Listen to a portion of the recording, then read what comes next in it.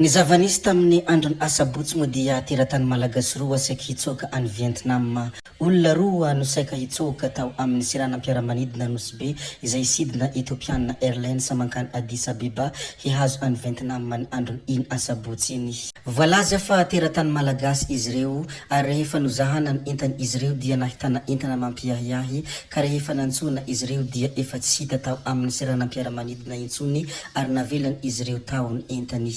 Rehefa nosavaina dia nahitana sokatra miisa 9 tao anatin'ny valizy nentiny izy reo ka nogiazana avy hatrany izany. Mbola eo ampikarohana ireo olona ireo ny manampahefana ary nasinasakana avokoa ny lalana miditra ao nosy be. Fa ny amin'ny resaka fanatanjahantena kosa dia resy teo amin'ny demi-finale ny makivehivavy resin'ny Afrika Atsimo tamin'ny isa 7 nohon'ny otra ny makivehivavy teo amin'ny lalao manasadalana amin'ny Africa Women's 7 izay natao tany Nairobi, Kenya. Fa ny mikasika any Andriamatoa Mamravatomanga kosa dia fana tsy manan-kery intsony ny zotsy azo enjena izay nositrahany. Namoaka taratasy ofisialy ny 17 Novambra 2024 lasa teo ny ministeran'ny raharaham-bahiny fa tsy konsulat ny Serbie Côte d'Ivoire intsony Andriamatoa Mamniaina Ravatomanga. Fona miaraka amin'izany ny tombotsoa sy ny zotsy azo enjena izay nananany teo aloha miverina ho olom-pirenena tsotra araka izany ny tenany.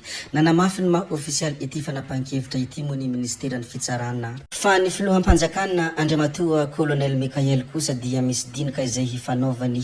Hidinika amin'ny vahoaka malagasy ny filohan'ny fanavoazana Colonel Randrianarina Mikael ny anio amin'ny 7 ora hariva handeha amin'ny televizionna malagasy izany sy ny radio nasional malagasy ary amin'ny ireo fahitalavitra hafa sy ireo tambanjotra antserasera. Anisan'ny nalaza sy niparitaka tao anatin'ny tambanjotra antserasera moa ny horonan-tsary anankiray izay misy famakifakany mpanao gazety ny radio Antsiva. Mpanao gazety mpamakafaka Andriamatoa Ismael Razafinarivo moa dia niresaka mahakasika ireo teratany karana izay Big Boss eto Madagasikara. Tsy misy mpitondra izay samy mikitika izy reo na izy reo mpomba fitondrana na izy reo mpanohitra. Na makafaka izany zavatra izany moa ny mpanao gazety Ismael Razafinarivo satria hoy izy fotoanany fanovana izao ka tokony jerena ankaiky izany zavatra izany. Ndeha mo arantsika kely ny misy kokoa amin'ny famakafakana izay nataony ity mpanao gazety ity.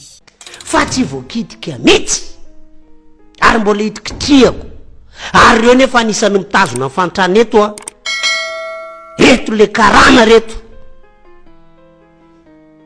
nisy orinasa frantsay ohatrany hoe Henri French anisany fa reto le karana raha mijery gazety fort benao de mahita hoe misy malagasy parmi les 100 hommes les plus riches du monde.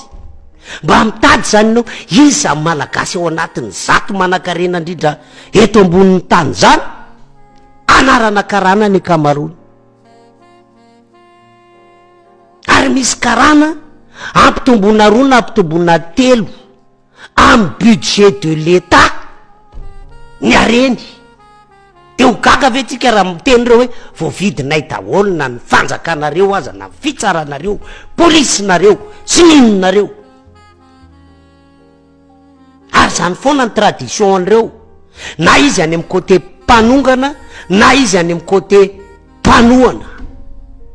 Ary vao mipetraka le olona tohanany nanokana de milahatra izy manatitra carton, manatitra malety, manatitra mba tsy ho kitikitiana. Ary reo tsisy mahasamy kitikitika an'ireo karaha tena anova.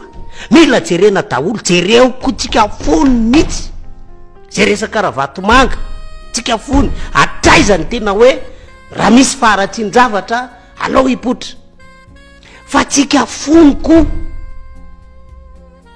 satria na régime farak'izay mafy be indrindra teto Madagasikara aza tsy mahasamy kitikitika an'ireo karanareo rangaha. Fa reo anisan'ny racine du mal alatsiny amin'ny teny an'izany eto amin'ity Madagasikara ty. Ino moa ny fanehoan-kevitra sy ny famakifakana izay nataony iny namana iny.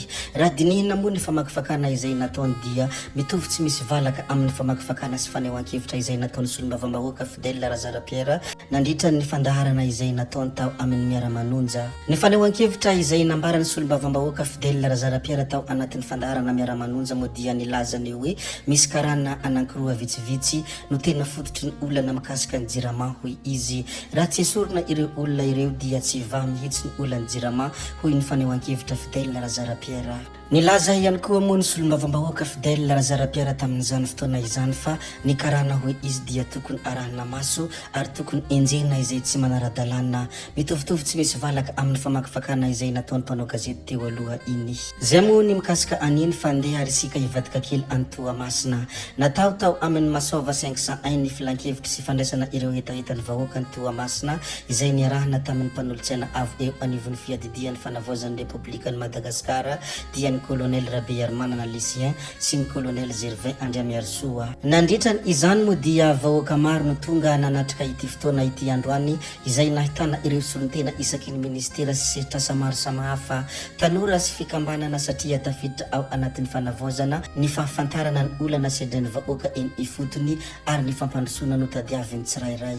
Anisan'ny tonga nanatrika ity fionana ity ihany koa ireo olom-boafidy sy olom-boatendry ao anatin'ny faritany Toamasina izay mikatsaka hatran'ny fanatsarana ny tanàna ny Toamasina. Zay ihany koa no namarana ny videontsika ry tompoko vavy sy tompoko lahy koa dia mankasitraka anareo na vitany haino hatramin'ny farany ary mbola manentana anareo foana ny mbola hanaraka ny video manaraka izay alatsaka iato misesisesy zay fa tsy halavenany resaka hametra veloma izay veloma vetivety amin'ny manaraka indray no manao ny misimisy veloma ry tompoko lahy veloma tompoko vavy.